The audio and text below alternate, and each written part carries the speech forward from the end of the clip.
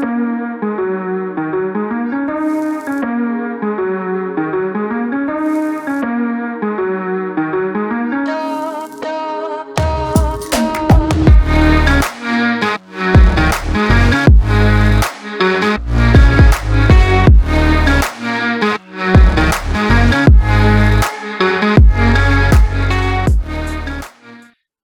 and welcome to the Spiritually Incorrect podcast with me, your host, Shiv Sengupta. For those who are not familiar with me, I'm the author of the Advaitaholics Anonymous books, Sobering Insights for Spiritual Addicts, and A Manifesto for Spiritual Anarchy, published by New Sarum Press. They're available through Amazon in Kindle and paperback formats, and you can find them by clicking the links in the description below. Both these books have had a big impact and found great support among many veteran seekers for their willingness to critique spiritual culture, which can act as a decoy designed to keep our vision perpetually focused away from what is most evident. Spirituality is a highly personal business. It is a person's unique relationship with reality. Yet the moment it is externalized and turned into a system of philosophy or thought, it ceases to be a personal affair. When it is made concrete for others to build a community and culture around, then the culture, rather than reality itself, gradually becomes the focal point. My writings have been controversial, to say the least, with some calling them visionary, others calling them iconoclastic, and still others claiming they are anti-spiritual. But from my perspective, I am merely one person expressing an opinion. I don't claim to have some handle on the ultimate truth. And there are those who will resonate with my opinions and those who won't. However, my purpose with the Spiritually Incorrect podcast series is to connect and engage with other writers, thinkers, and spiritual teachers in the industry who don't necessarily fall into nor subscribe to the traditional guru stereotype. The idea is to explore some of the topics I cover in my books beyond the realm of my own opinions on the matter. So with that being said, I'd like to welcome my next guest, who is a well-known Ashtanga yoga teacher. His name is Luke Jordan, and he runs the Ashtanga Yoga Summer School in Colares, Portugal. Welcome, Luke. Hi, thanks for having me on. So, Luke, you've been a reader of the Advaitaholics Anonymous page for a little while. That's how we connected originally. So why don't we start off by, how did you find the page or find my work, and what got you interested in it? Yeah, I first came across you, actually. It was a now defunct group on Facebook, which was the Cheating Apocalypse, because I was a fan of, having been to Tiruvannamalai a few times, I came across the website before he had the Facebook group, and I just loved it because it had something that had been so far missing for me in the spiritual scene, which is it had a sense of humor, but this wasn't a guy who hated spirituality, but because he knew everything about everybody in it. So somebody who is completely immersed in spirituality, in the spiritual scene, they clearly love it in some shape or form, but he didn't pull his punches as far as taking the piss out of these people who set themselves up as gurus. And I remember just, I was kind of lurking on that Facebook group, and I remember seeing some of the things that you were writing, and then you announced that you'd started this new page, the Advaitaholics Anonymous, and then when I started reading you, it was like reading my own written voice, and I really resonated with what you had to say. Not only in terms of the Advaita culture, which I've kind of had a foot in, but also in terms of the yoga culture and the yoga industry. I think we have a similar viewpoint in terms of spiritual industry and yoga industry. You know, that they're essentially the same. And it's interesting you mentioned cheating apocalypse, because I'll give some background to viewers who are not familiar with that page. It no longer exists, and that's a tragedy, because I really was a huge fan of that page on Facebook. But it was the equivalent of like a spiritual TMZ, wasn't it? It's one of those, what's this spiritual celebrity doing, and what's this person? It was a gossip page, but it was a gossip page done not in poor taste. It was done with a lot of humor and a lot of intelligence. And that's what I think appealed to a lot of people who read that page. Was this guy seemed to have the inside scoop on the spiritual industry, which to most people has this kind of perfect exterior and this veneer of perfection. But when you get into it, you find, wow, this is really sordid, and the relationships are kind of, you know, it's like reading a film magazine. I mean, it was completely salacious gossip, but what he did was he found the humor in it and was able to point the finger at, you know, the ugly side of the spiritual industry, but without turning it into an againstness, which is what I see with a, you know, I know there's other kind of guru gossip websites, but what they do is they take a more hard line of againstness, that all of a sudden any guru is therefore bad. And I think there's a subtler middle line that can be drawn, where, you know, you don't necessarily have to throw it. Well, it's got to do with not taking a position. So, you know, having the, you know, my guru is wonderful and this guru is wonderful, and, you know, there's no dirt there, is one position. And then on the other hand, all gurus are bad is taking another position. And actually, I find with both of them, they're humorless. And, you know, so to read the cheating apocalypse is like a breath of fresh air, like it is, you know, reading some of your articles. Yeah, and when incidentally, it was the owner and writer of the Cheating Apocalypse website. He called himself Kevin Ananda as a joke. I'm not really sure what his real name was. I don't think he ever told anybody. He just sort of this online avatar. Nobody knew who the person behind that avatar was. It was kind of interesting because it was somewhat anonymous. And I chat with him, you know, behind the scenes when he had his website, because there was a Cheating Apocalypse website prior to the Facebook page. He would actually write his own articles on there, and he would share his own philosophy, which was very, you know, great philosophy. He was a great philosopher to read. And so when I started sharing my stuff on his page, he said, you know, why don't you start your own page? And the idea actually was something that he pitched to me. I said, oh, really? Okay. And that's how Inviteaholics Anonymous got started. And so there is a connection there with Cheating Apocalypse. And then eventually, I think he shut the page down because he was getting a lot of flack. He was critiquing some of the bigger name gurus, some of the biggest names in the business. I think some of his followers were trying to take his page down by reporting it to Facebook and all of that. And I think he was just kind of fed up with that. But you make a good point there is, Luke, there's something I've noticed with the spiritual industry for years is the absolute lack of sense of humor, or even when there is humor, it is so stilted and so unoriginal and not spontaneous. It's almost like it's put on, right?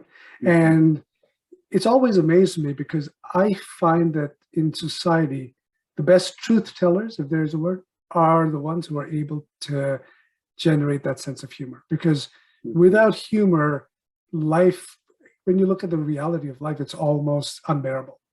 And so humor becomes what the human mind uses to juxtapose against the absurdity of existence, in a sense, right? Yeah, well, I mean, like, we know that very well. Where I'm from Belfast in Northern Ireland, which has its own troubles, of war and violence, and you know, very people who live cheek and jowl killing each other.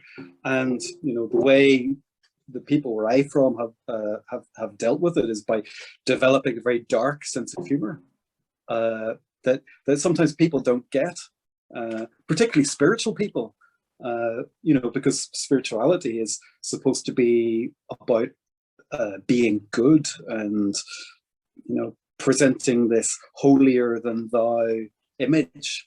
And if you're not doing that, there's something wrong with you. Yeah, it almost seems like the darker the sense of humor, the more of the shadow within a person one has faced, because one is able to laugh about that.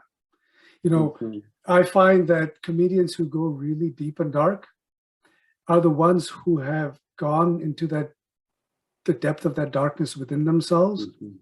and have gotten to the point where they're actually able to laugh about that. Not saying it becomes easier for them, but they realize that, hey, we don't need to make a big deal. This is part of life too. And there are people who get offended by humor, and this has always amazed me. Is comedians getting censored all the time for what they're saying. Mm-hmm. There are people who find certain kinds of humor offensive, and it's always made me wonder, what about this is offensive to you? Clearly, it's being said. This seems to be, getting more prevalent in the world as well. It's almost like political culture is catching up with spiritual culture in terms of not being able to laugh about this or poke fun at this, and there's a whole list of things that you can't say. And it all seems to be connected to a denial of that certain darkness in what's happened in the past, right? That's what it's connected to. So if political culture says, well, you're not allowed to joke about, let's say, make a joke about this group of people, or this particular orientation of behavior, whatever it might be, oh, this is inappropriate to joke about. The reason it's inappropriate is because that inappropriateness is connected to some tragic circumstance that's happened in the past, a group of people being mistreated, or certain orientation of behavior being misunderstood, right, in history. And it's almost like not only those events make the funniest jokes, right, and there used to be a time we could joke about those things, but it's almost like not only did bad things happen, in order for bad things never to happen again, we can never speak about it. Or we can never speak about it in a frivolous, lighthearted kind of way. We have to lend the entire gravity of the situation to every time that word is even uttered out of a person's mouth. And that's become the attitude. And it makes me wonder whether that isn't also a kind of spiritual bypassing, a kind of escaping of that darkness within us. It's almost as if to say, bad things were done by bad people, but we are good people, so we will not even think of those things, not acknowledging that is very much within us as well. We are human beings. It's part of human nature that darkness is an aspect of it. How can one confront that darkness unless one is willing to acknowledge that one is capable? Right. Just curious what your thoughts are on this whole idea of political correctness and how it connects to spiritual culture, the way you've encountered this form of holier than thou spiritual culture. Well, what comes to my mind is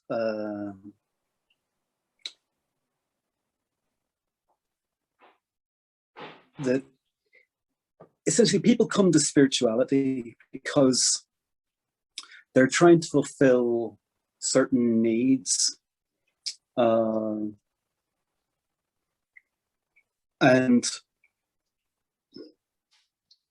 what am I trying to say?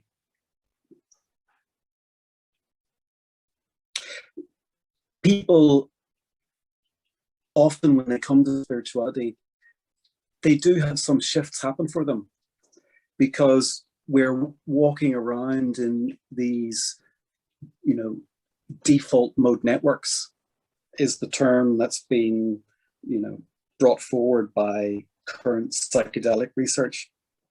And so if you're walking about in a certain set, and then you come across a set of spiritual teachings or a practice that challenges that set or gives you a glimpse of something beyond that set you're carrying, there can be a shift that happens. And then often those shifts happen within particular traditions. And so people will accredit the shifts that they've had in terms of, seeing beyond the blinkers that they've had. They will accredit those shifts to the traditions of which they've been a part. And they then will subscribe wholeheartedly and fully to those traditions, thinking that they are the reason why they have had these breakthroughs. And then what happens is that these spiritual traditions or practices or whatever they happen to be, they become the new default mode network in which people become encased.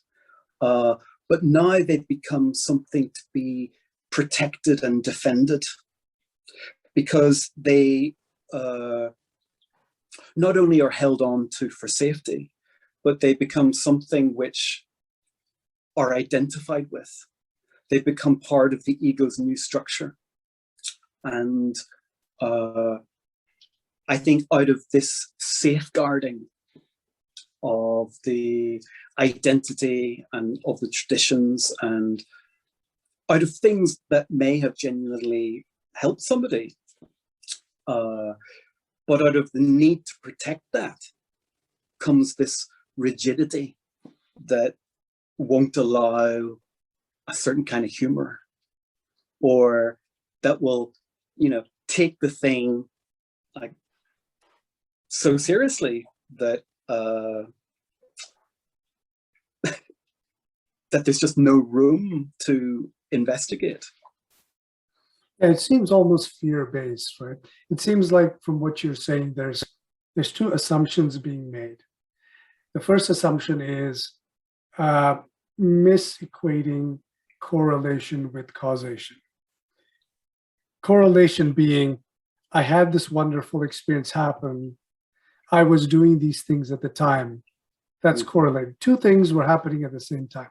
Causation is now creating some sort of relationship between those two and saying, because I was doing these things at the time, meditating, yoga practice, whatever it might be, therefore I had this awakening type or spiritual event happen.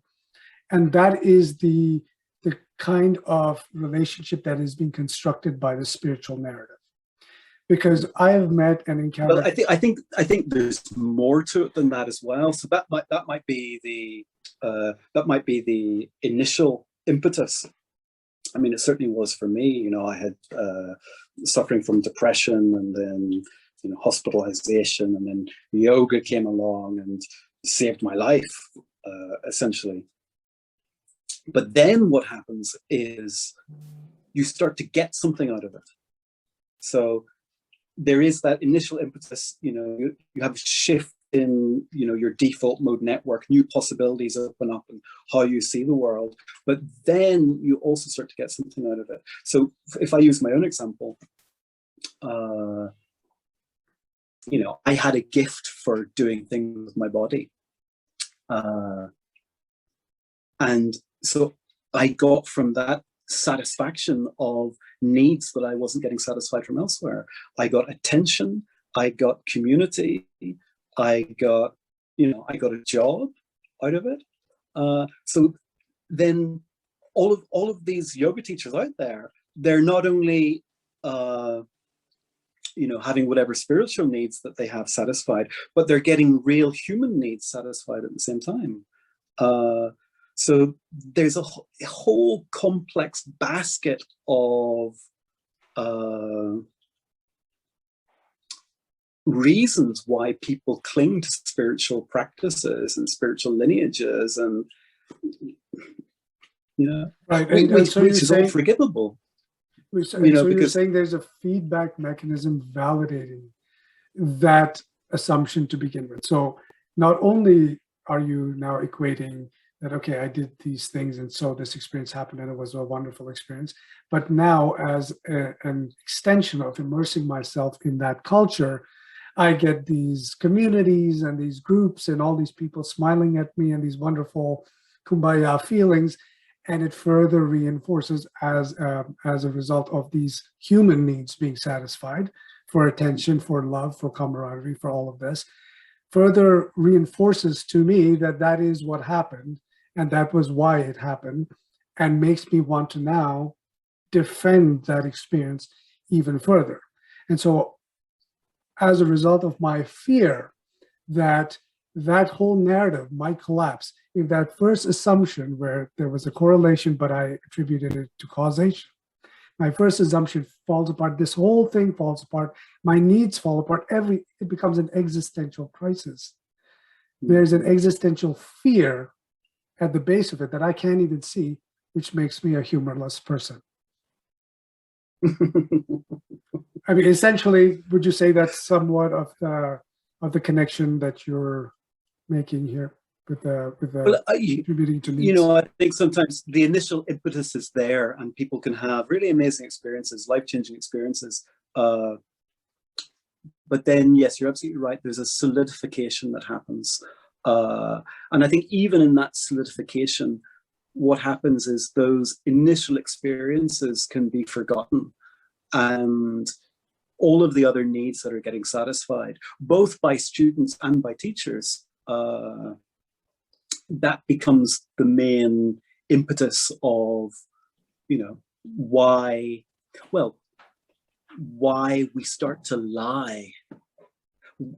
I think because this is the real thing that both you and I have a truck with, is that it's not so much that people are fulfilling their needs, because everybody has needs that need to be fulfilled, but it's the fact that there is deceit around the fact that there are certain human needs that are being fulfilled that won't be admitted and that are being hidden.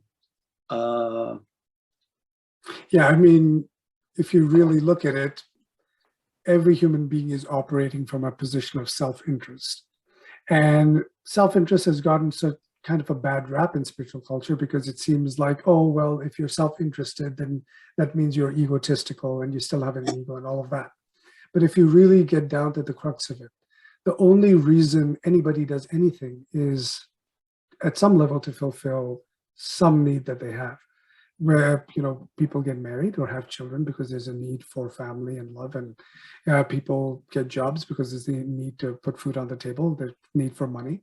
But even things like spiritual needs and needs for transcendent experiences, all of that ties into something that we desire, the self desires, and there's nothing wrong with that. I've sort of reiterated this over and over again in my writings: is if you deny the self, you deny the very basis on which all of your behavior operates.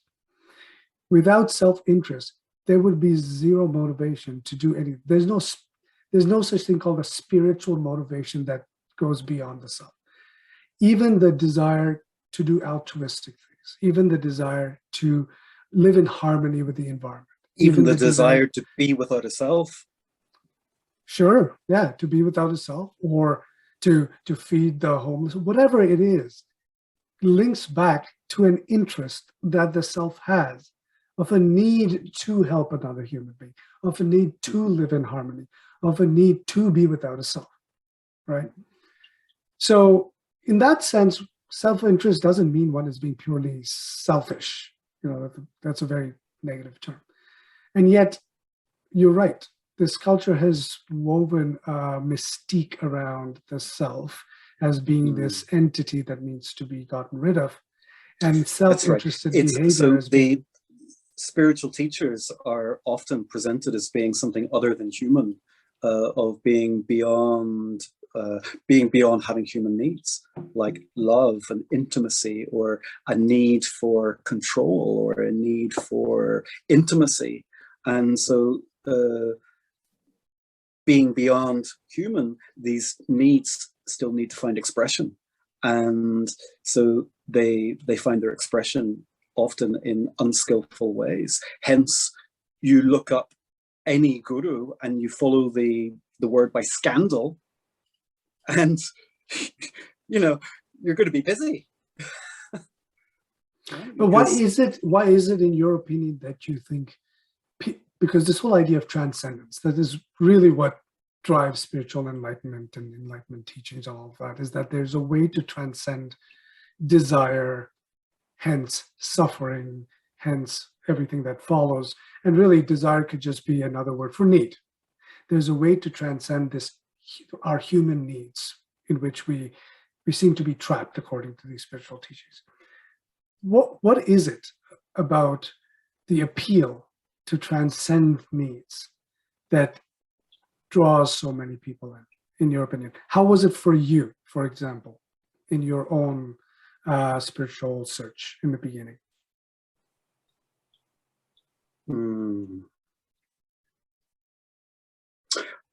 I think there's a misunderstanding about what needs are. And I think you addressed that already. There's the idea that needs are something selfish and are therefore bad, where I think needs are spiritual. They are the life that is inside us seeking expression. And, you know, we come from a certain culture. Terence McKenna has called it the dominator culture, where most people, in order to fulfill their needs, seek to get it through the domination of others, or seek to get their needs fulfilled by taking it from others, rather than presenting their needs from a place of vulnerability, offering them as a gift, being open about saying what it is that you're needing, which I think is to operate that way as a complete paradigm shift, because they are the life inside of us, you know, and to deny those. Let's talk about that. Let's talk about how do you offer a need as a gift? Well, so I mean, where this is coming from is I've been getting quite interested in the work of a guy called God, I've forgotten his name right now. Anyway, it's nonviolent communication. Marshall Rosenberg is the guy's name. Mm-hmm. And so he developed this process of how to communicate in a way which is different to the way we communicate in dominator culture. And it's essentially to lay it on the line. It's like, you know, I'm feeling lonely and I'm needing some company. You know, would you be willing to spend some time with me? You know, so that's a way that you can. And in our dominator culture, to use your term, that would be seen as a weakness, right? To express vulnerability and lack in that sense would be. Well, I think people are afraid of expressing vulnerability because they're afraid that they'll be taken advantage of. So it almost seems like the kind of spirituality that Enlightenment culture subscribes to is a very patriarchal, dominator type spirituality, isn't it? Because it is trying to get you from a position of vulnerability, weakness, your state of lack and suffering and incompleteness and all of this, to the state of perfection, in a sense, transcendence, where either you're without needs or your needs no longer affect you because there is no self to be affected by these needs. That when we look at the typical non-dual spiritual teacher, they come across as needing absolutely nothing, right? And thus are the pinnacle of perfection of power, right? And that is what we're trying to emulate. Whereas if, from this other viewpoint of needs being not just natural, but necessary for life to express itself, then that idea of antithesis, of enlightenment is the very antithesis of life itself. Because life doesn't want to satisfy all its needs and be done with it. Life is perpetually creating a need every time one is satisfied. That is how it perpetuates. Every time you're done eating a meal, you feel satiated, but very temporarily, for a reason. Because if you felt satiated for good, you would never be motivated to feed yourself and you would die. You need that hunger to come back into your system, to feel it again, to then drive you to the next meal and keep the experience of your body staying alive perpetual, right? So that it seems like that's something fairly intuitive, and yet we have created this sense that it is possible to be desireless, or it is possible not to suffer the feeling of hunger or lack, or that feeling of not being satiated or not being satisfied. Because really, if you look at the Buddhist term of dukkha, it doesn't mean suffering. It actually equates more to unsatisfaction or dissatisfaction. And Buddhist teachings seem to point, and someone might argue this, and I'm not, this is just my sort of perspective on it, seems to point to a state in which one is no longer dissatisfied. But that, to me, that seems almost. Yeah, I don't think having needs is necessarily being in a state of dissatisfaction. Dissatisfaction, I think, is what happens when our strategies for having our needs met don't work out, and then when we're grasping at different ways to get them met. And often the reason why they're not getting met in that way is because they're not expressed with that sense of vulnerability. They're not given as an offering, that somebody can meet their own need of contributing to another human being, or not. So when we get into the strategies of how we fulfill our needs, and that's when the machinations of the mind come in, and the machinations of the mind seek clandestine ways of fulfilling these needs, but without necessarily being upfront about the fact of what it is it's trying to fulfill. And I think that's where the dissatisfaction, I don't think dissatisfaction is, you can be hungry and still be satisfied. One could argue even the need to have a strategy that works to address all our needs is a high order need, in a sense, right? It's the need to have all your balls perfectly in the air and your life strategy figured out. And that's a very prevalent part of Western culture, is this: you need to have a life strategy. I mean, indigenous cultures didn't worry about life strategies. They had a strategy for living through the seasons, in the cyclical patterns. We've been well trained. If you take the old Jesuit saying, give me a child until the age of 7 and I'll show you the man. And that's what they did. They took us away when we were young and they put us in these prison camps called schools, and they indoctrinated us with how we should be in order to be good members of society. They certainly didn't teach us how to communicate our feelings and our needs. They taught us how to go out there in the world and be good citizens of society and obey authority. So we've been trained by the institutions of the dominator culture to be just like it. What would you say to somebody who is to argue the counterpoint that, communicating needs is fine, but it also engenders a culture of entitlement, where you could say, some of the newer generations are the kind who are all like, well, this is what I need, and why isn't society giving it to me? And until I get it, well, I'm not going to do anything about it. Where's the balance between communicating a need in order to communicate it and be transparent about who you are, versus the expectation of that need then being met? Well, Marshall Rosenberg talks about this as well. It's just what I'm into at the moment. he says, then after expressing your need, you talk about the strategies that you use to get the need. And if you do that by making requests, and a request is not a demand. So if you demand that your needs be fulfilled, one, you're not going to be happy, and the other person's not going to be happy either, because they've succumbed to your demands. And nobody likes to succumb to demands. I mean, we all know that. All of the political situations in the world that are causing strife is because governments are demanding that their citizenry do one thing, and then there's part of the citizenry says, no, thank you very much, I don't really want to do that. And the government says, well, no, sorry, you have to. We're demanding that you do it. Nobody likes to do something that they're demanded to do.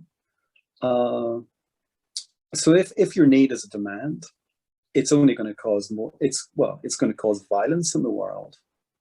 And but let's say your need is a request. You've communicated it across in a way that is nonviolent. And yet the person that need is being addressed to either is incapable of fulfilling that need, or doesn't want to, for whatever, they have their own needs, and this is just not part of their agenda. And I mean, as human beings, we're going to encounter this every day. And so, yeah, step one might be, okay, I need to change my strategy of how I go about addressing my needs. Maybe I'll go to somebody else or some other group or some other environment or some other situation. I'll change my circumstance. Now, there are cases in which no matter what you do, those needs won't be met. And some of those needs are going to go unrequited. Whether that be a need for love or need for money, not necessarily permanently, but for an extended period of time. There is, I think, a certain aspect within human beings where they realize that no matter where they are in life, no matter how well life is going for them or not, they can only reasonably expect a certain percentage of their needs to be met and a certain percentage of their needs not to be met. And nobody's needs are going to be 100% met all the time, right? There's always going to be some aspect of life in which one needs and one is not able to receive. And this is where I think the overall dissatisfaction comes in. It's a cumulative effect rather than hyper-focus in one area. Someone might be very fortunate to have a loving family and, lots of friends and all of that, but they might be sort of lacking in the financial aspect. Another person might have a lot of money and all of that, but nobody's to spend their life with, no sort of partner or whatever. And then there could be like spiritual lacks that a person faces, where they feel like, oh, they need some kind of understanding that they're just not able to grasp. But I'm curious, this author you're reading, because some of this idea of needs that we're exploring right now was Marshall Rosenberg. You said Marshall Rosenberg, yeah. And his process is called nonviolent communication. Yeah, so I'm curious, when one arrives at the realization that no matter how hard one tries, there will always be an aspect that they're not able to fully recognize a need, what is the solution there? That he proposes? I think that's a very good question. Because I don't know what I don't know what he proposes. I guess that what happens in that instance, if you have a need that's not being fulfilled,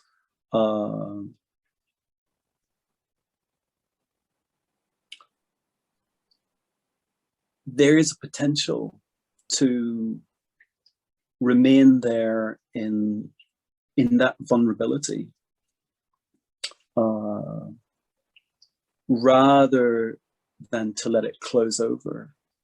It's a bit like grief, so grief is something that you imagine that there's an end point to it, that at some point in your life, like, grief will be no more if you've ever lost anybody.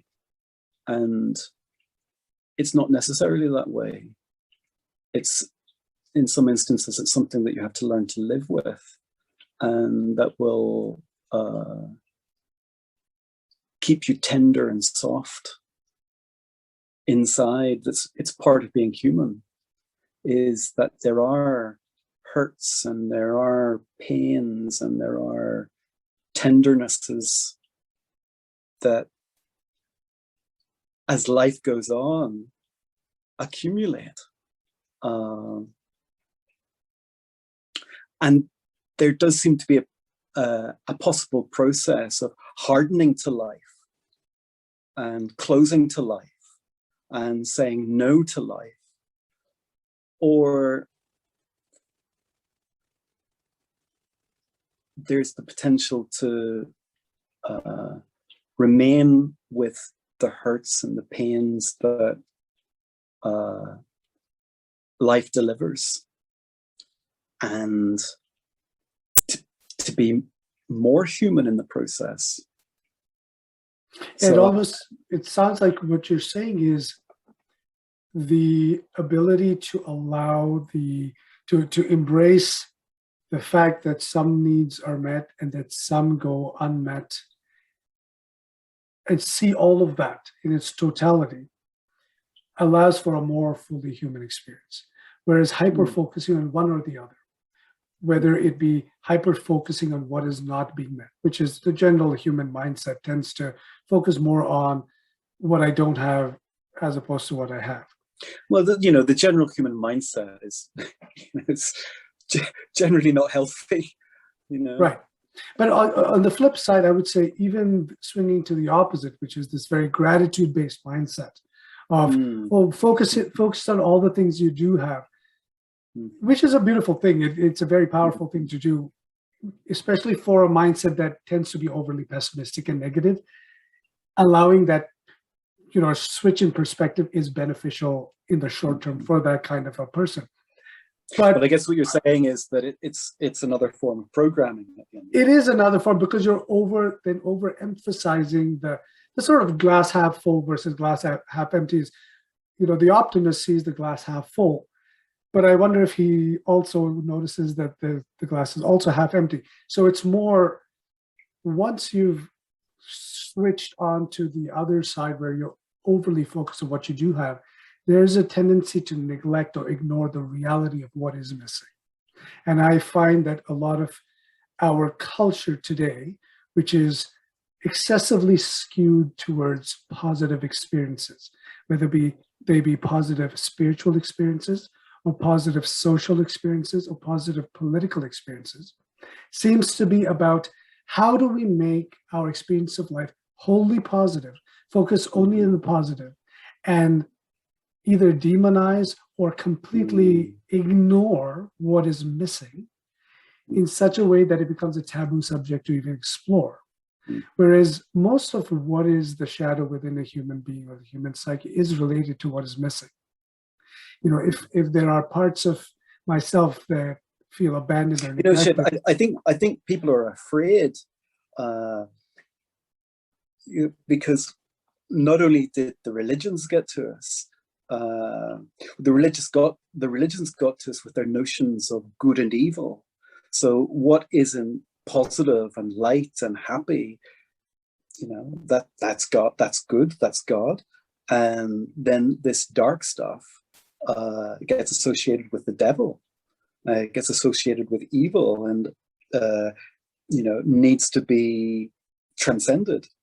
But then also now we have social media, right? And everybody's presenting an image of themselves.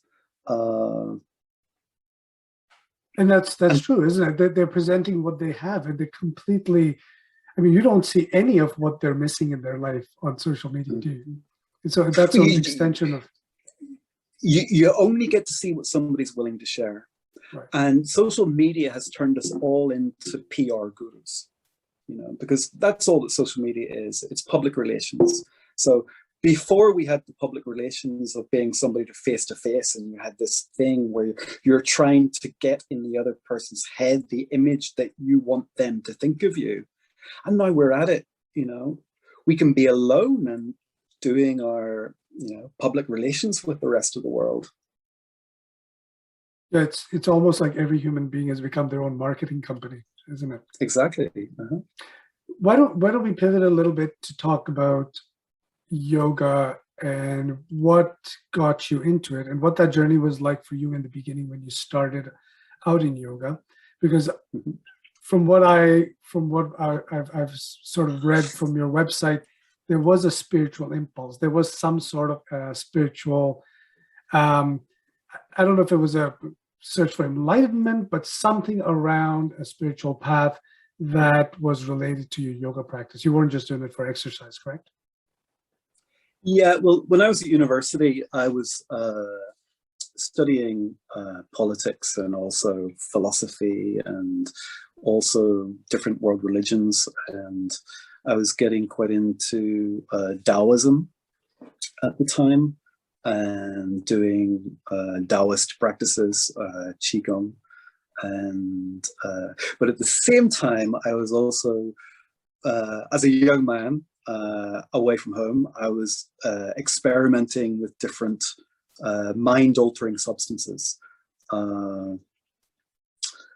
And I don't know what it was at the time, but these had quite a strong impact on me. And the personality that I had carefully crafted prior to going to university, it didn't work anymore.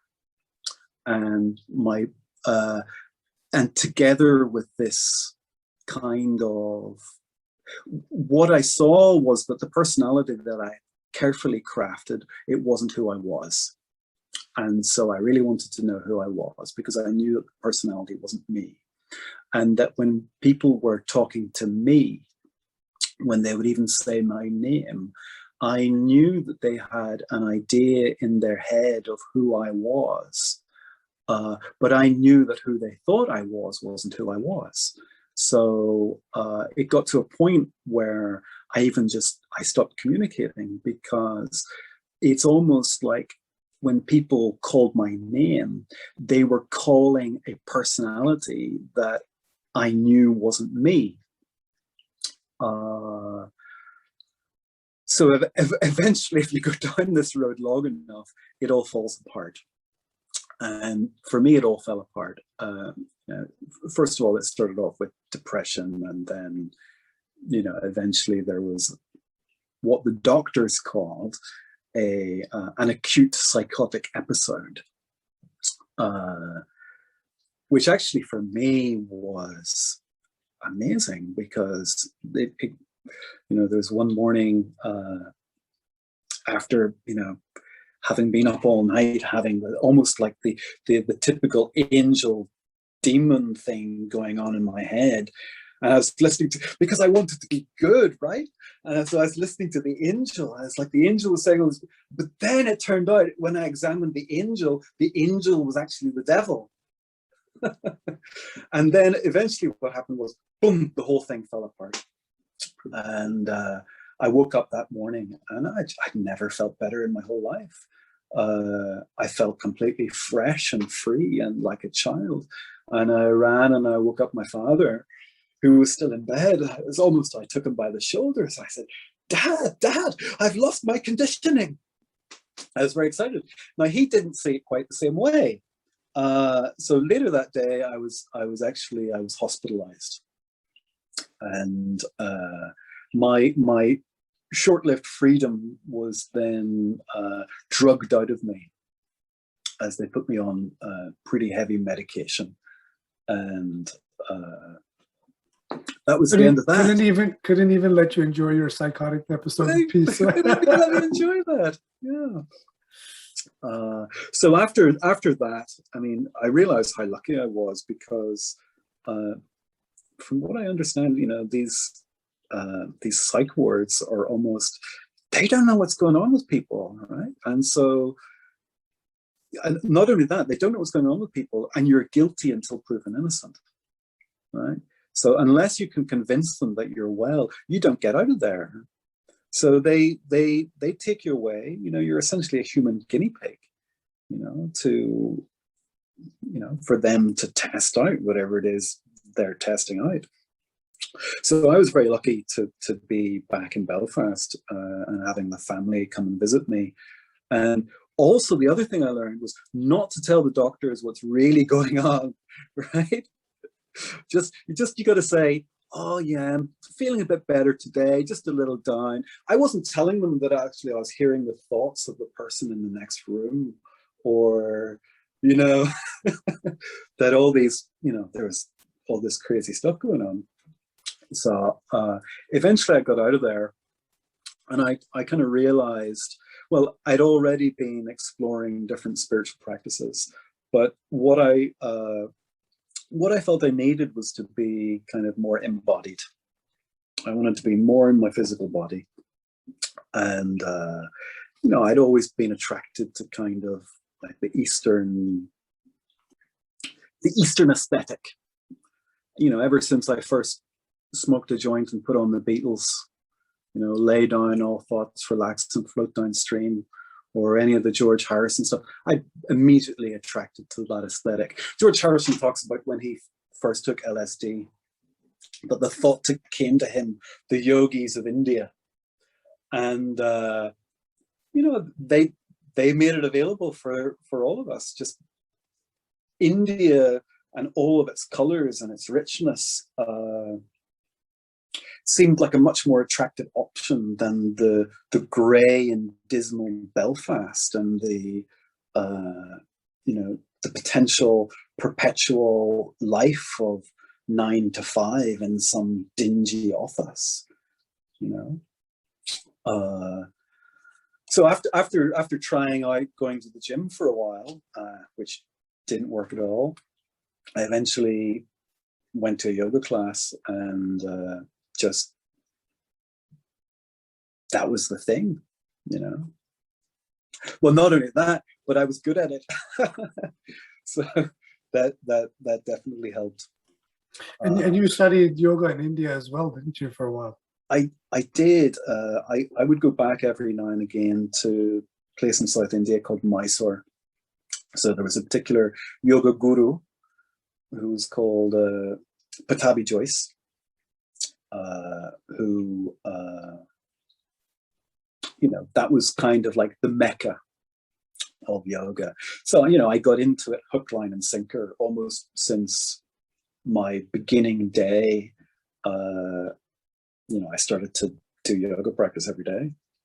So Patabi Joyce and BKS Iyengar are the two sort of big names in yoga, right? In the world of yoga. That's sort right. of the original OGs who spread yoga to the West and all of that, is my understanding, correct? That's absolutely right. So they were both students of a guy called Krishnamacharya. And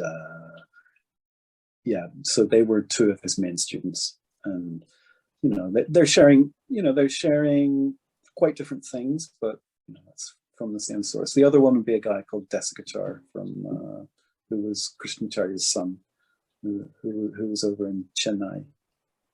And so you did your study directly with Patabi Joyce when you first started out? I had a teacher in London at the time, and he said, look, I'd always, I'd been dreaming of going to India for so long, but, I was always kind of, it's like I didn't have the confidence, because I just thought, well, I'm just some wee guy from Northern Ireland. I can't go over to India. But it was my teacher at the time in London, a fellow called Hamish, said, look, you should go to Mysore. And I think I went out the next day and, bought the ticket. It's just the push that I needed. And, talk about, a shift in the default mode network. To go from the UK to India is, totally shifted. Not only that, because India scared the hell out of me. When you first land in Mumbai, so this was like in 2000, and what the hell am I doing here? Well, that's so funny, because as someone who grew up in India, I just thought, well, that was my default mode network growing up is chaos. Chaos is normal. Chaos. I mean, there's no such thing as a life without chaos. And I remember traveling to the United States when I was 16. That was the first time out of India, and looking around, I'm like, is this a world where nothing happens? Like, there's a garbage man walking down the street, and that's all that's happening right now. Because in India, at any given point of time, there's 500 things happening, and your awareness has to be on all of them because anything could happen at any time. And you just develop that kind of awareness that's always aware of chaos, and that chaos has a certain order to it. That's how the country functions. But yeah, it's disarming, isn't it? Yeah, there was a culture shock. I mean, it was a big culture shock going to India, but then it was an even bigger culture shock coming back because, I spent that first time, as a young fellow, it was like 6 months there in India, but then coming back and viewing your own culture that you'd never really seen before with the eyes of having been somewhere else, that was almost a bigger culture shock. So we talked earlier about how, when I'm using your terms here because it helps us have this conversation, is when the default mode network shifts. And then that becomes a sort of validation of certain assumptions you've made about what's happened to you from a sort of, experiential, mystical point of view. Did your going to India give you some sort of narrative reference point to that experience you had, that what they call the acute psychotic episode? Did that then give you some kind of fodder to build a narrative around that? No, I mean, what it did do for me was that it cemented my identity as a yoga practitioner. I mean, because of that, so-called psychotic episode, that the question always lingered for me, which was what got me interested in Advaita, was that who am I question, which was the famous inquiry of Ramana Maharshi.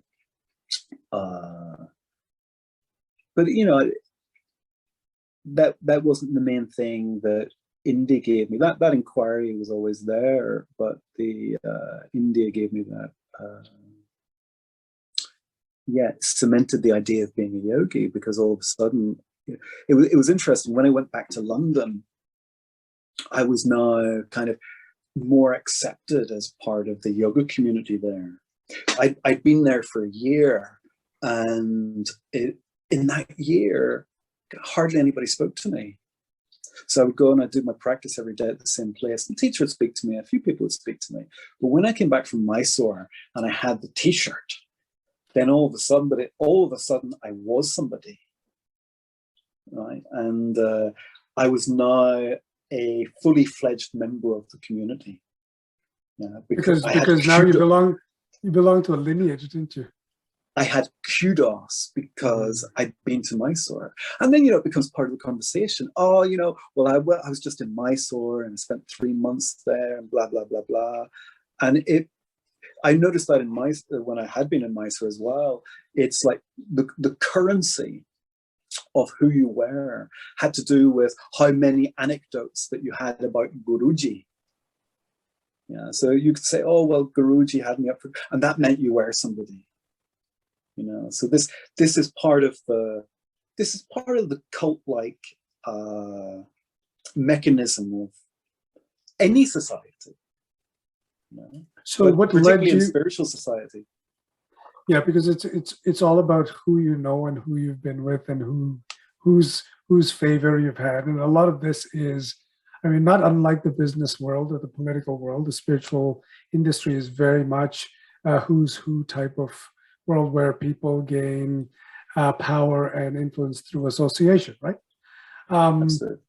But so talk me through how you were able to, now this yogi identity has crystallized in Luke, having gone and gotten the Mysore t-shirt and visited India for a while, and he's getting all this feedback from people around him that says, yes, I am in fact a yogi.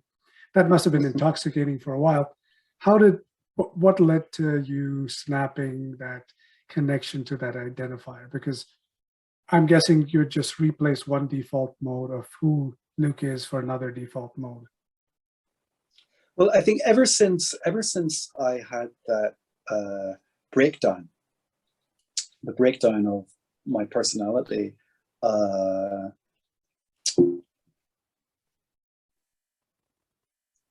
there's not a thing that I could take on that I can't at the same time say is not bullshit.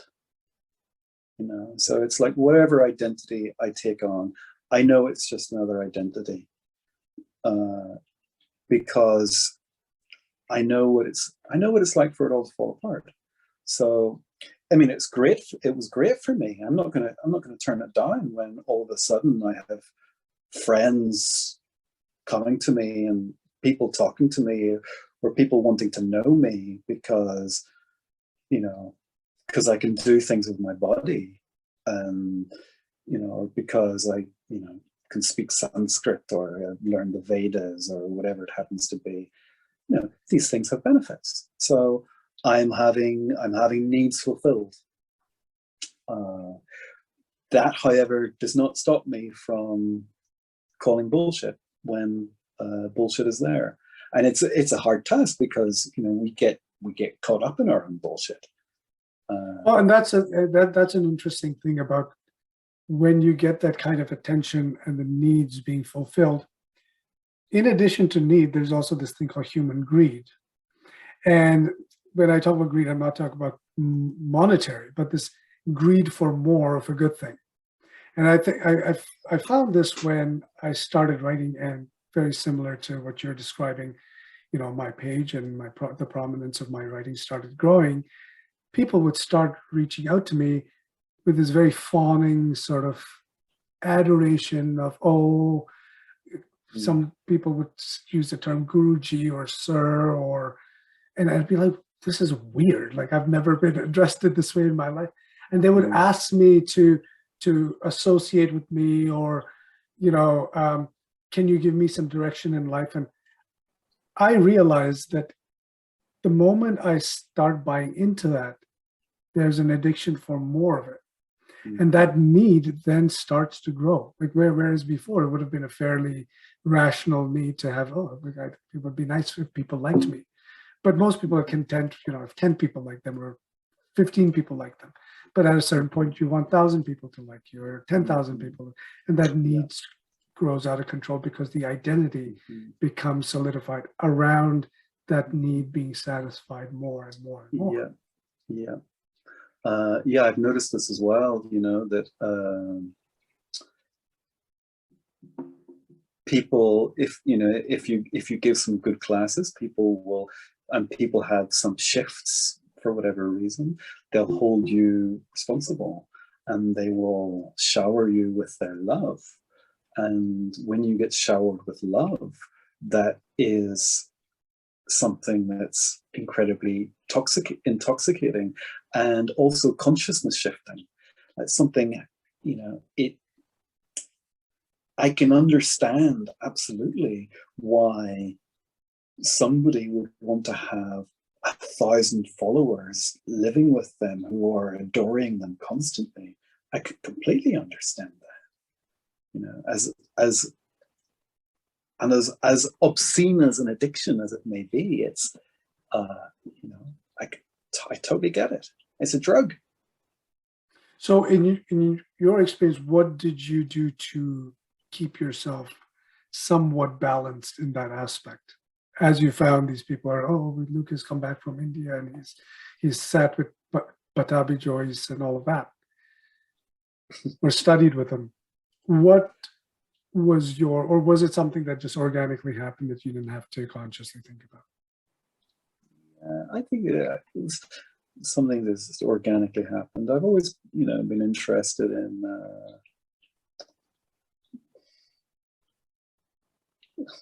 it's just I know when there's bullshit. You know, it's like you in your writing, it's one of the things that you do is that you say you have a good bullshit detector. And first of all, I see it around me. I see the bullshit around me, and I'm very, very good at calling the bullshit out around me. I see the ugliness of when there's a disjuncture between the face that people are presenting and the motivations that are going on underneath. So what usually happens for me is first of all, I see it outside. And then if I'm honest enough, I'll go, oh shit, I'm doing it as well. You know?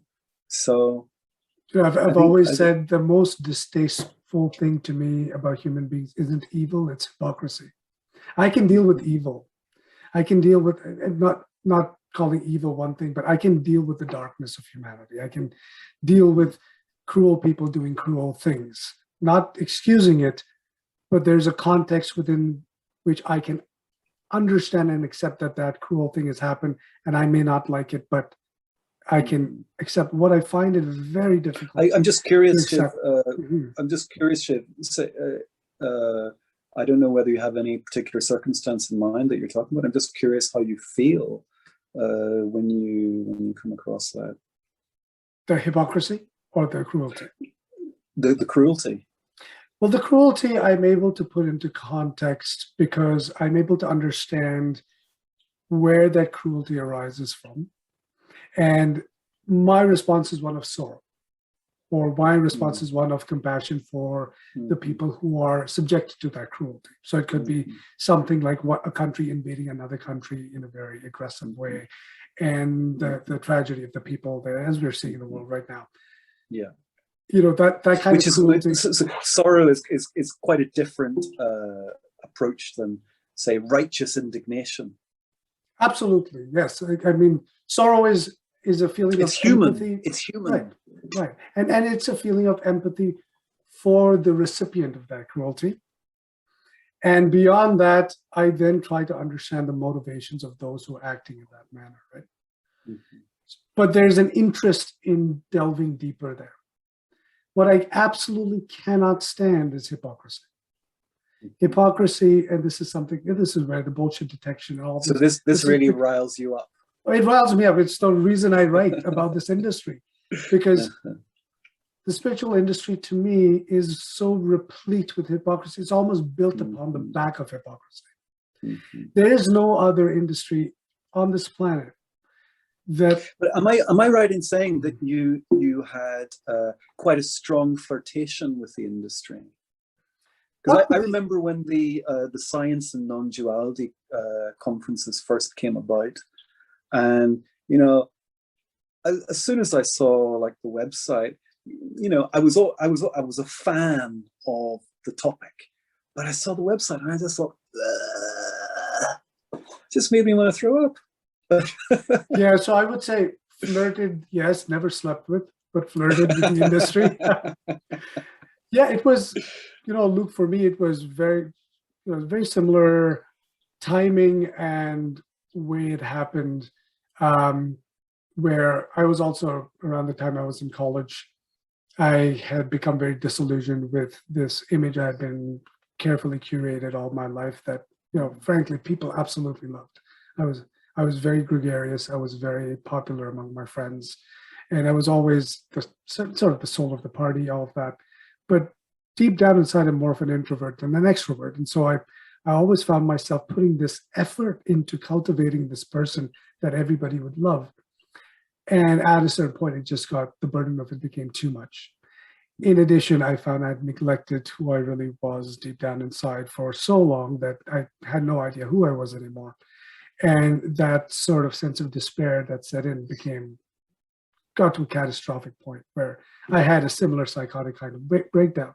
I didn't get medicated or put into, fortunately, into a psychological institution for it.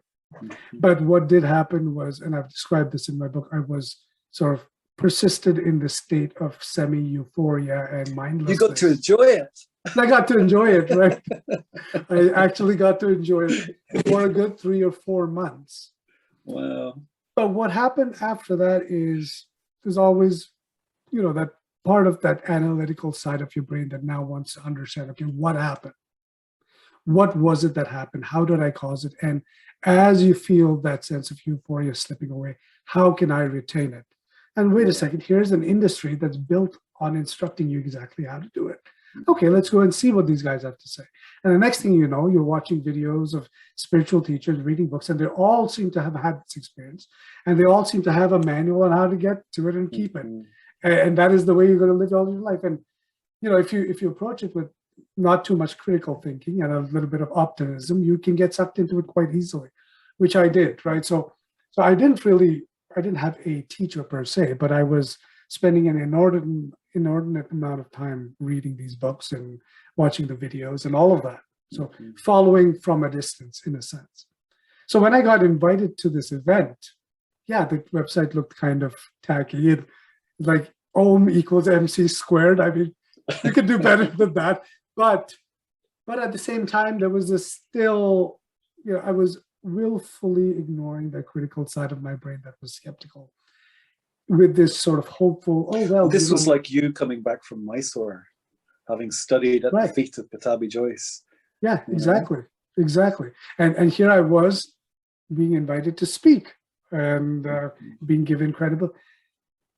But it was when I was physically there that exactly what you said, the bullshit of it, you can't escape it. It's in your face.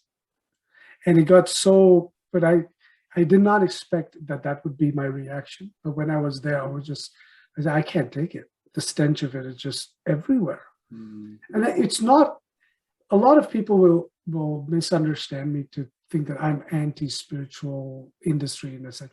But I don't really get that at all. It really wasn't about that. One of the things I like about your writing, is that I actually get the sense that you still have a love for spirituality, whatever that means. I mean, I don't even know what that means, but well, it's true. It's a love for the truth, and not the not the truth that I'm going to find, but the truth that is, that is pre-existing, that is life itself. Careful now, because as soon as you start to say that there is a truth somewhere, somebody's going to shoot you down. Right, and that's it. And this is why I say that truth will always escape us, because it's not this concrete thing that can be. Because I see this thing as well, that people who have been part of the spiritual scene, right? They become anti-spirituality, and I think people who are anti-spirituality, they're still in the spiritual scene, right? If you've had enough of it, walk away. Well, because these are intellectual positions around which cultures are built. So you have the spiritual culture, and then you have a backlash effect of an anti-spiritual culture, and then you'll have a spiritual culture revival, and then you'll have a revival of anti-spiritual culture, and it'll happen. This has happened. This is not the first time people have been anti-spiritual. It's happened through history. For every Adi Shankara there was some guy criticizing all of that in that time, in ancient times, and through medieval times and so on. This is not, but what I write about is not about either of those, right? It's not a cultural standpoint. I'm curious, within yoga itself, do you see a similar trend? How do you deal with that? Well, I see a lot of sycophantism, and I see a lot of people. A lot of people are being fed by yoga culture. Yoga has become absolutely huge. It's multi-billion-dollar industry, and everybody's trying to get their little piece of the market. And some people are more aggressive at that than others. I'm incredibly lucky because I don't have to do a lot of work in order to have a roof over my head and some food in the fridge, and I don't have it in me to go on a huge marketing campaign, because it makes me feel ill, the idea of doing that. I mean, there's something inside me goes, look, you need to do that. You need to get more on Instagram. You need to do this. It just makes me feel ill whenever. I don't remember what your question was. Well, the question was, around, I mean, essentially what you're talking about is this commercialization. And as the culture becomes commercialized, it becomes solidified.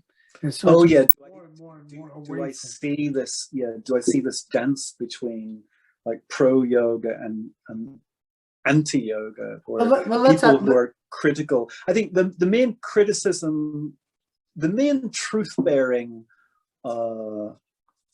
thing that I've seen in yoga has been the scholarly examination of the origins of yoga. Because when I was first starting out, there was, it was received wisdom that the whole thing was many thousands of years old, going back to a true lineage that, that came all the way from Shiva talking to a fish. And then the scholars started to examine the origins of yoga, modern yoga, and turns out it's no more than 100 years old, from just from the 1930s. And Mysore was the main resurgence of this physical cultural form of yoga, and of course the people who came out with this were within the traditions. They were rubbished and demonized, and even things flying around like anti-Semitism. It's just use anything to tar and feather these people who are trying to bring some kind of truth to light. And unfortunately, the truth that they brought to light doesn't correspond with the hagiographical narrative. So that kind of came about. And, I do have sometimes people say to me, Luke, I find your irreverence refreshing, because I find that it seems to be in this hierarchical culture, there's no room for a genuine discussion, because it's seen as like a disrespect to the lineage, or So have you been called anti-yoga? Has No, anybody called you anti-yoga? Okay. Not at all. I'm in the world that I'm in, Shiv, I'm an outsider. So I can get away with saying my piece. I don't have enough vested interests. I'm highly expected that I will be excommunicated at some point. Well, I'm not a big enough fish to be excommunicated, but I would never be so highly honored as to be excommunicated. They're gonna keep me dangling on the line. So let me ask you this: what does the word yoga then mean to you? Because it's a loaded word, right? Like spirituality. Well, I can give you the like the scholarly definitions. Yoga, I don't know what it is. If you're to go back to Patanjali, yoga essentially means not knowing. Because the Sanskrit definition is yogaschitta vritti nirodhaha, which means yoga is the stopping of the mind's worrings. And as far as I understand it, the mind's worrings are the narratives that we tell, and all of the rights and wrongs, and the goods and the bads, and this is what's happening in reality, and this is not what's happening in reality. And the truth of the matter is, I think you say it yourself, is we don't have a clue what's going on here. And for me, real yoga is to rest in that not knowingness of what the hell we're doing here, who the hell we are, where the hell we're going, probably to hell.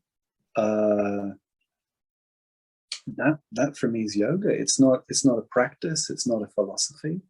It's the antithesis of all of those.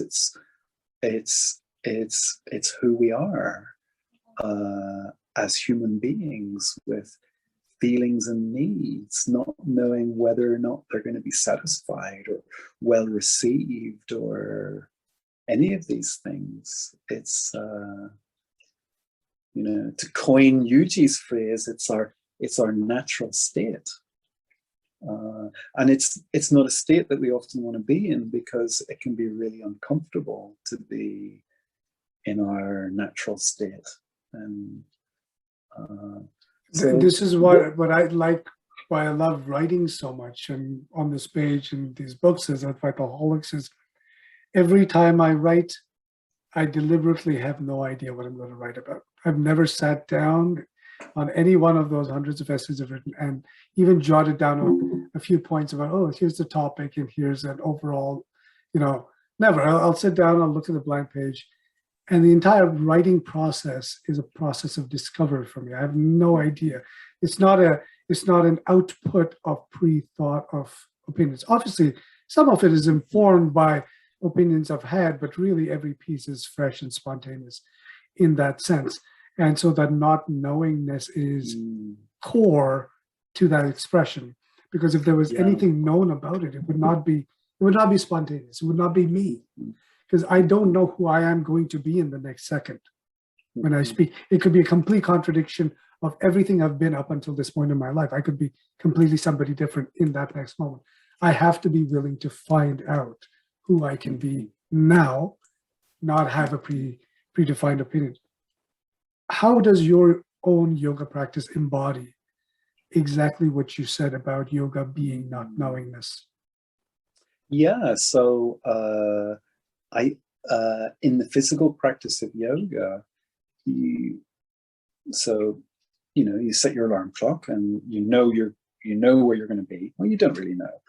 I usually snooze for a little bit and then take shortcuts. But the practice on the mat is an exploration of what's present.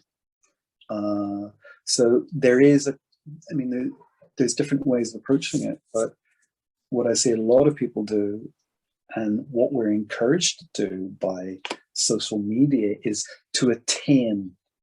Right? We're taught to attain postures. We're taught to attain states of being.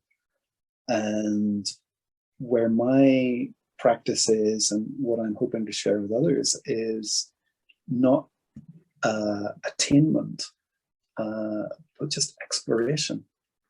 So it's an exploration in the present moment of what's happening with the breath and the body and sensations in the body, and learning to listen to the intelligence of the body. Because what I find is that, this is where we tend to think our locale of intelligence is. But really, the real intelligence is here in the organism already.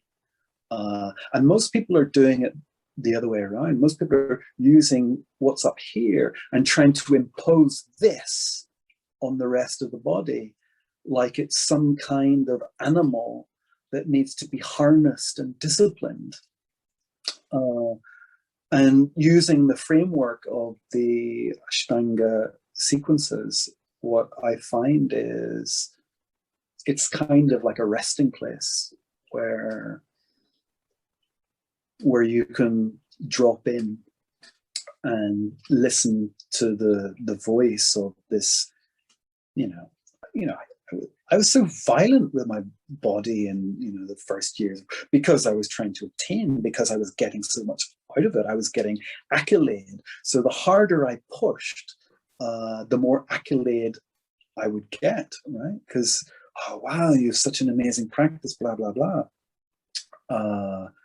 But then you see, you learn the hard way, which is, your body breaks down, you get burnouts.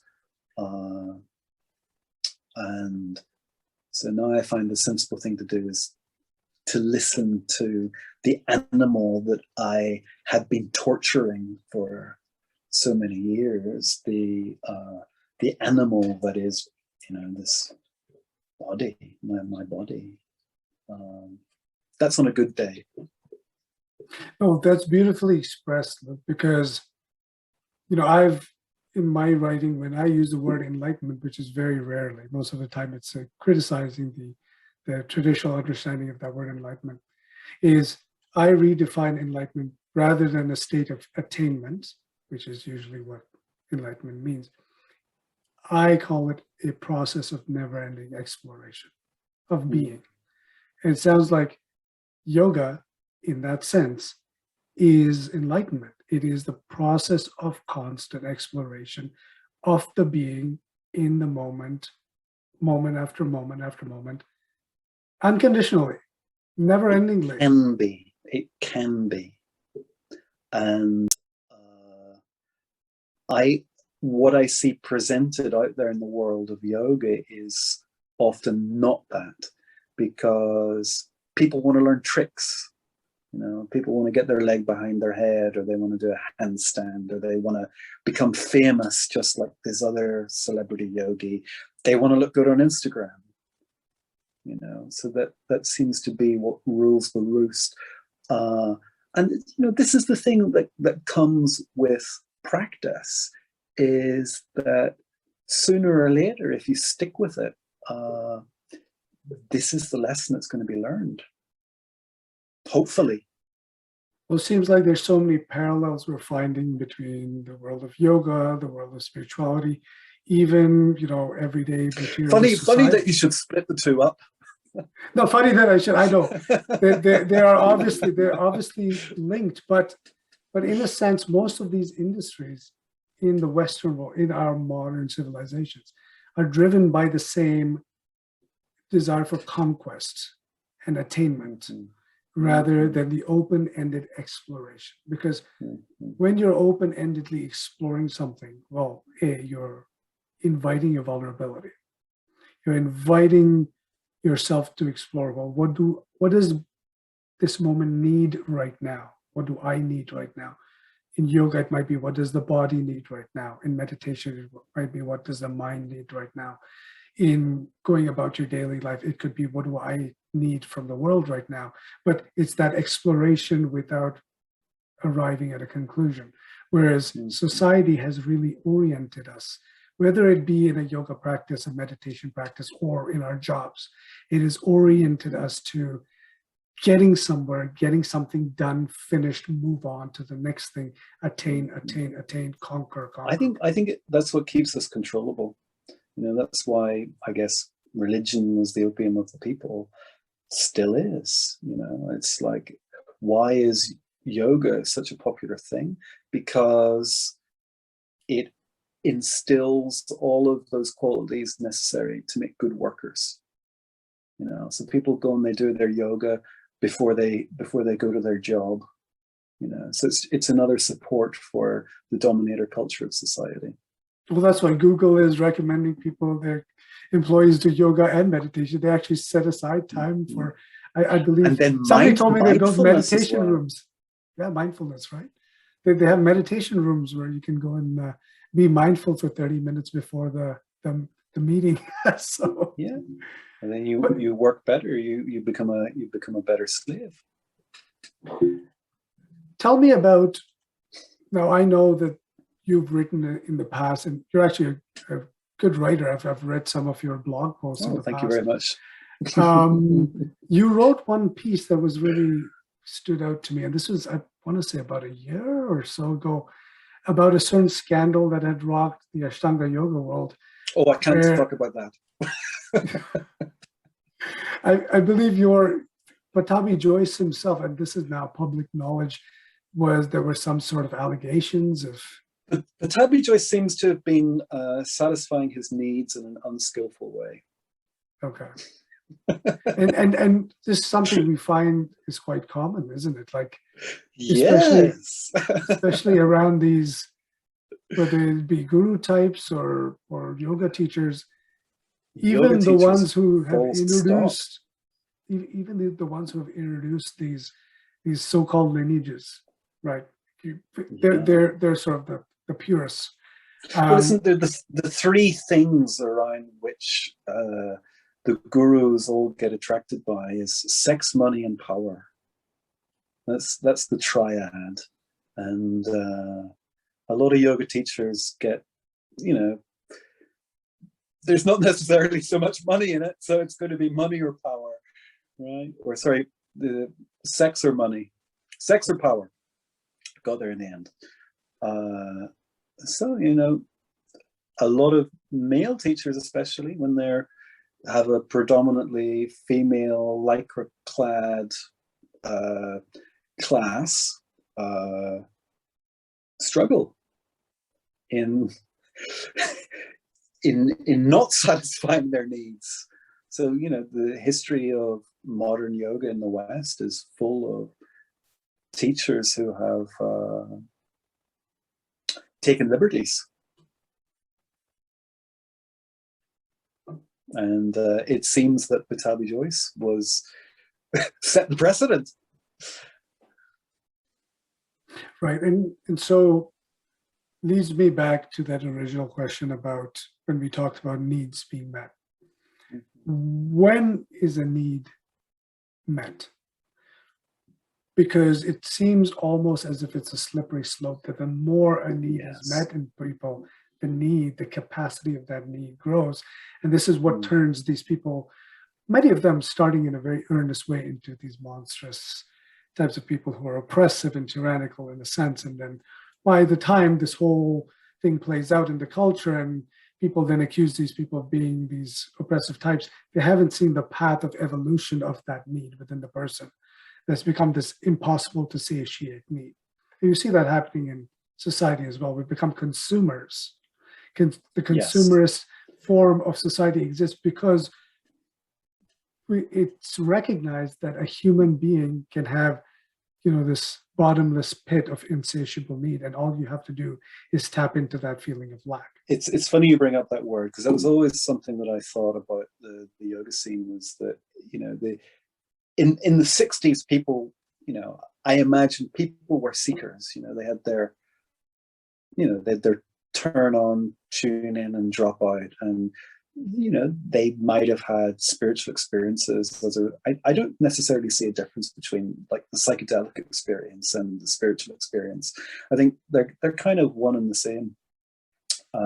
And just in the same way that you can't live in the psychedelic experience, you also can't live permanently in the spiritual experience. It's just not what we're made for.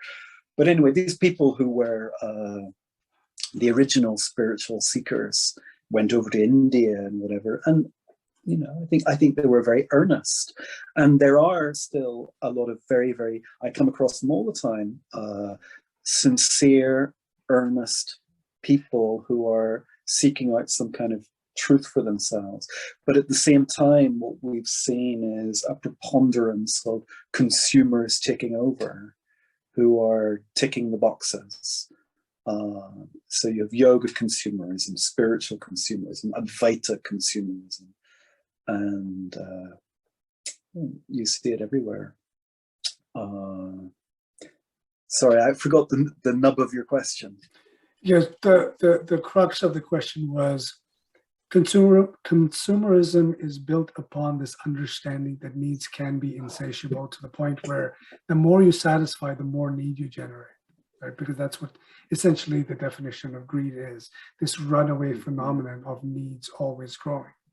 And so it seems like, in addition to an individual openly and vulnerably communicating their need, there needs to also be a societal setup, a community that is able to balance that expectation out with a proportional amount of needs being met, but not beyond a certain limit.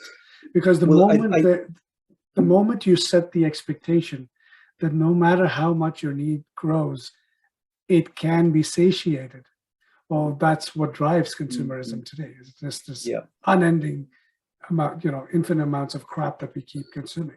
Well, I think what you're pointing at is the industry which manufactures needs, but I think we've got to separate out desires and needs. And I think the spiritual industry, as well as the, you know, regular material consumerist industry, it manufactures desires, and it makes us think that our desires are needs, and that we'll be happy if we satisfy those desires. What ends up happening at a certain point, that a desire does become a need. Because if you think about, let's say, when the very first iPhone came out in the market, and it was a nice object to have, nobody needed it, and but people thought it would be cool to have. Today, you take most people's smartphone away from them, they'll collapse. And so it's become this thing that they absolutely need. So it's a form of conditioning, isn't it? Well, Marshall Rosenberg, when he talks about this needs and desires, he makes a difference between a need and a strategy to fulfill that need. So for example, he would say that money is not a need. Money is a strategy to meeting a need. So he makes a subtle difference there. So I guess in the same way, he would say a smartphone is not a need, but it is a strategy towards meeting a particular need. Now, I hope that doesn't seem like I'm splitting hairs. No, and it's not the first time, Maslow famously proposed his hierarchy of needs, right? Maslow's hierarchy of needs. So needs there's always been this area of psychological and philosophical thought that has looked at human needs as being the main drivers of self-interest. And I think there's a lot of valid, theories in that branch of philosophy. I don't think it's the only way to look at that model by any means, but I think it's a very valid way to look at it. And that's sort of the lens we're having this conversation in, because it started out that way. Well, I think what's really useful about it is that what's been really useful about it for me is the bringing it back to being a human being. That's what's been really useful in it for me. And I relate it with how I relate in the world and the reasons why I do things, because I don't know why anybody else is doing what they do. Sure, I create theories about why people are doing what they're doing, but what helps me to see others as human beings is including gurus gone bad, instead of just having this righteous indignation and saying that all gurus are bad. Once I start to see through the lens of everybody having needs that they're trying to satisfy, I start to see everybody as a human being, and therefore I can relate. That doesn't mean I necessarily agree with the strategies that people use for meeting those needs, but I see that underneath the tragic behaviors that people operate under, myself too, everybody, we all have this tendency to behave tragically, but I'm able to, when I see it as a result of the wish to fulfill needs, I get in touch with the human being. And when I get in touch with the human being, I feel good, because I'm in touch here. Your readers have often asked me over the years why I don't target individual teachers in my writing. I've always steered away from naming names or critiquing, this person or that person. I'd love to hear you name names. Well, there's a very specific reason I do that, Luke, and that's exactly what you said. A person can't embody a culture. A culture is something systemic, but a person, there's a personal story to why they are manifesting a behavior in a sense. And I do feel a sense of compassion for even some of the worst of the lot, the particularly oppressive and tyrannical guru types, because I know that they weren't born that way, or if a very small percentage of people actually have a psychopathic tendency genetically programmed into their brains, but for the vast majority of them, they weren't born that way. There's a certain process through which they've evolved that has led them to behave in excessively oppressive ways over time. And that is a form of suffering they're generating within themselves. And it is the suffering that they experience that is related to the suffering their own followers experience, that feeding, that's a mechanism that's feeding it. There's suffering at the root of all of that enlightenment culture and that guru-master relationship. There's some deep feeling of unsatiated need driving all of that. And the reason the master is so over the top, demanding adoration and admiration and obsequience from his followers is often related to a reason the followers want to give that is because they're both lacking something desperately that's causing them to deeply suffer. And this seems to be a kind of band-aid over the situation. Doesn't solve the situation, but puts a band-aid over it. Obviously, in the long run, it's not. Yeah, and there's when people go in and they criticize and they name names, you know, I mean, I love gossip as much as the next person, but when they go in and they criticize and they are imagining that they know really what is going on, there's a violence to that that's not allowing, that's not giving space for understanding. So this name and shame is not contributing to peace on the planet. It's not contributing to understanding. And it's distracting from the real issue. Isolating it to one person and one person's behavior is a very superficial way of addressing the problem. Because yes, you can maybe do something about that one instance, but it hasn't changed the culture at the root that has supported this problem and made them successful in that strategy of oppression that they follow. And so we want to get beyond the person to the conditioning that is prevalent in that culture, right? And also it gives us the safety again of position. And when we have the safety of position, we have the safety of identity, because we can go, me good, that person bad, which seems familiar with almost kind of everything, you know, that the media does with us.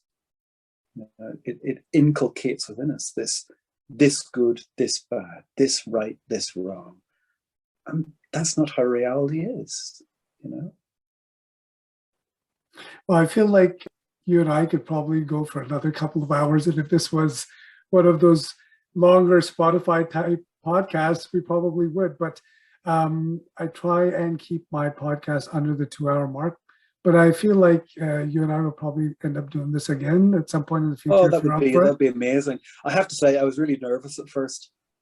No, so it didn't show even in the slightest. And I know this is well past your bedtime, and you've got an early morning wake up tomorrow. Tomorrow I lie in. I'll be fine. Okay. But it was great chatting with you, Luke, and I'm sure Very we'll nice do it talking again. with you. And I think viewers will really enjoy this interview because it's been comes from a slightly different perspective than some of the other interviews I've done so far. And that's really what I'm looking for in this podcast series, is to interview a wide variety of individuals from different backgrounds, different experiences, different perspectives. I think it really adds to the richness of our understanding, right, of this thing called life, whatever it is. Don't know it, but we can always try it, right? Well, thanks a lot, Luke. And thank you very much, Shiv. I'm absolutely honored that you would have me on for a chat. So yeah, I really enjoyed it. Take care, Luke. Okay.